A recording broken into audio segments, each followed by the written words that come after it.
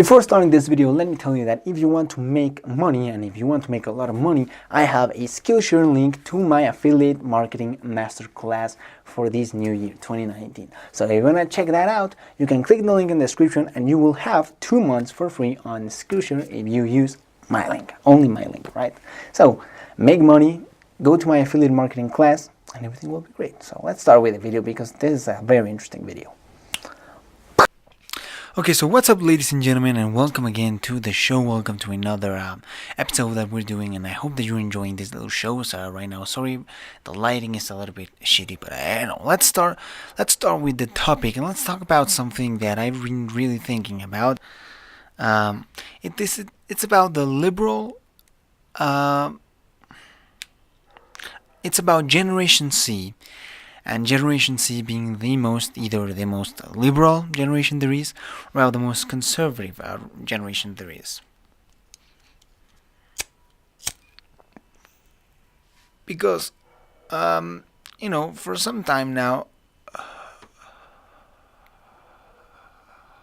Generation C is kind of like a prize for either the left or the right, They always want the young people to get out and vote, alright? That's what all parties want, especially the Democratic Party, It's probably a well accepted fact that Democratic Party is the party of young people, right? Because, millennials tend to vote Democrat, right? Liberal. And the older generations, the older you get, you tend to vote more conservative. That's what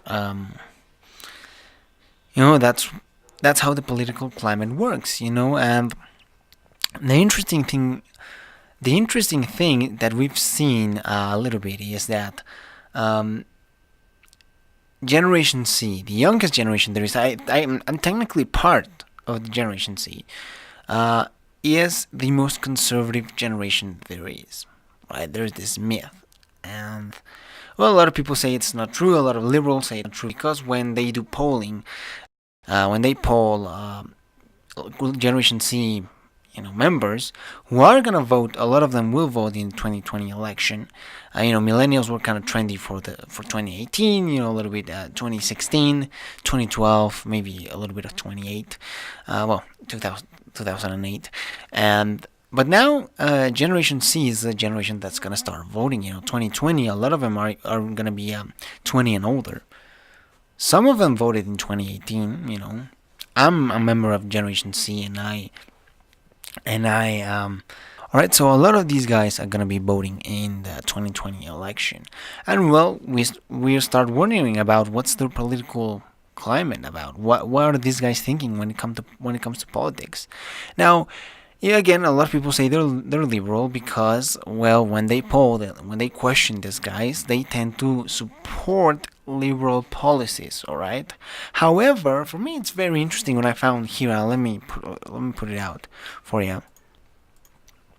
Here, a UK study at the Guild did a survey of almost 2,000 adults and found that on issues like gay marriage, marijuana legalization, transgender rights, and even tattoos, 59% of Generation C respondents described their views as conservative and moderate.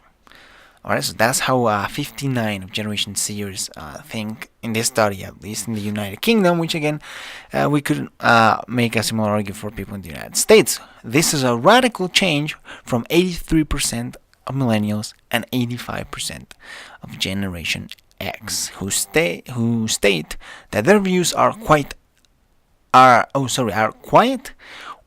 or very liberal on those same issues. So either they stay quiet or they're very liberal. But studies show that Generation C views closely resemble those of libertarian or moderate Republicans. And again, I'm going to mention that in a minute because, libertarian and moderate aren't really synonyms. And they related with Donald Trump on issues like national security and job creation. What does that mean? Okay, first of all, they are here mentioning some studies about Generation C being, with their views being similar with libertarians and moderate Republicans in the Republican Party. Why is that? Now, as I mentioned in the past, and I'm going to use my own case study for this example, when it comes to, for example, gay marriage. Now, okay, let me put it this way. My dad and I both are conservatives. However, we have very different views. He's a highly religious man and deeply religious man, and I respect that. But I'm not. I'm not a highly religious man. Yes, I get my morals out of religion. I've learned my morals through religion, but I don't consider myself a highly religious person or a religious person at all. My dad is also very conservative when it comes to, for example, gay marriage. He does not agree with gay marriage. I, on the other hand, agree that everyone should be married, and no, it doesn't, and your gender and your sex shouldn't be no a problem when you're gonna marry someone you love. My dad, even though he accepts it, even though he believes in equal rights, he doesn't practice it. I, on the other hand, I believe and practice everyday equal rights for the genders, and that's what I believe in. So as you can see, me and my dad, even though we are both technically conservative, we still have very different views. That's why a lot of young people are finding a crush on the Libertarian Party, or they're being supportive of moderate candidates, Republican candidates, like I don't know, like John Kasich, for example. This is a guy that has a lot of young people supports. So again, I'm not saying these studies are 100% right, or I don't give them validity, but I think they are important to look at. If you look at YouTube, a big portion of YouTube is socially conservative. I mean, if you look at an audience, if you look at PewDiePie, for example, he has a Generation C audience, and one of the younger section of Generation C. All right, and again, these are kids, 9 to 13, 13-year-old kids, very, very young audience. And again, this might not make a lot of sense for a lot of people, but I think it's important to look out that when PewDiePie, a YouTuber like PewDiePie, gets in trouble for something that's not politically correct, for example, that video he made about fiber and about the Jews, if you don't know about that controversy, look it up. Most of PewDiePie's audience, instead of getting angry at the guy because he was so racist and politically incorrect, they did the opposite. They supported PewDiePie, alright? So that tells me one of two things. Either Generation C indeed is very conservative, or they might be liberal, but they don't agree with that social justice warrior bullshit. Which I think that the two options are great. Of course, I would love them to be conservative. And again, I know a lot of you might have the very valid argument of that, well, they're kids. They don't know what they're doing. They can't have a proper political. And it's true, I do agree a little bit with that. They're kids, they can have a political opinion, but I think it's important that we look at the trends. There are many web articles and resources that you can find where younger people are now trending to be conservative, and this has a lot of sense. Because there's a theory, the pendulum theory. I don't know if the pendulum is the correct word, but the theory goes like this. An exchange of views between generations. If a generation, in this case, is more liberal, the next generation is going to be conservative, and so on and so forth, because that, the theory says that argument is completely natural. This happens because of nature, right? This pendulum between generations is completely natural. So that's what the theory really believes in, and I think, and this one and many other articles show this reassembles between generations. So what I think, I do think that Generation C is gonna be in any way more conservative than the previous generation.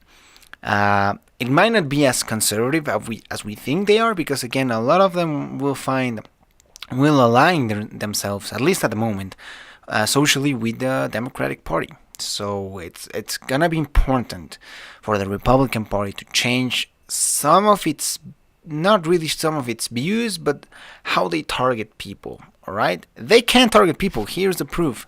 There's a lot more proof that they can target young people. They just need to know how to do it. And to be honest, a guy like Mitch McConnell, for example, is not going to accomplish that. They need new, exciting people, and this is something I will always talk about the Republican Party. They need new, exciting people, new, exciting faces. If you look at the Democratic Party, they have all of these new guys and young politicians who, some of them are exciting. They might be dumb, but at least they are young and charismatic. And the Republican Party needs someone like this, because us Republicans, at least young Republicans, are being tired of the little old politician. We want someone, or at least people want someone that they can be appealed to. All right, and I think most guys in the Republican Party today ain't gonna do it.